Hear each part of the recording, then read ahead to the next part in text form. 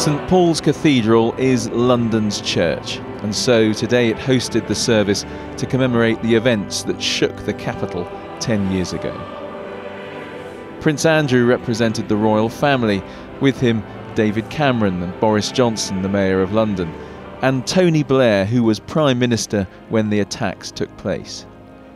But the most important guests were the families of the victims, and they listened as all 52 names were read out.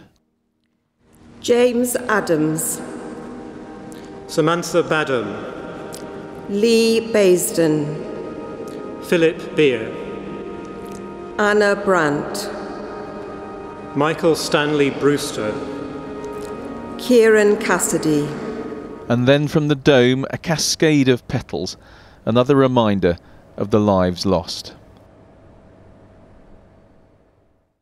The victims of that terrible day 10 years ago had come from all over Britain, in fact all over the world. Mainly young, they were making their way in the city they'd chosen to call home.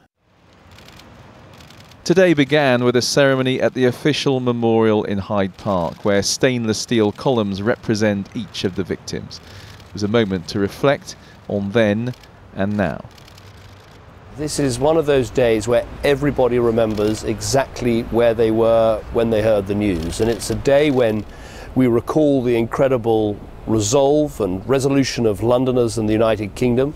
A day when we remember the threat that we still face. But above all, it's a day when we think of the grace and the dignity of the victims' families for all they've been through. And we honour the memory of those victims and all those that were lost 10 years ago today. At 11:30, a minute's silence, most poignantly observed at the 4 locations where the bombs exploded.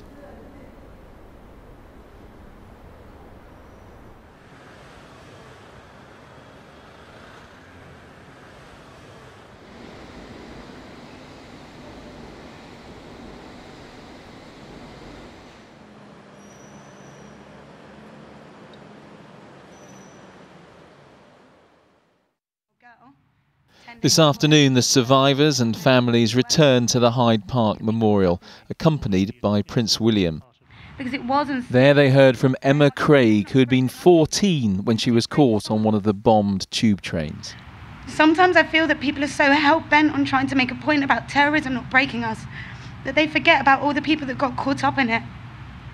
Not for my sake, but for those who were killed on that day and their families. They're the people we're here today to remember.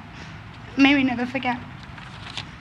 They have not been forgotten, and they won't be.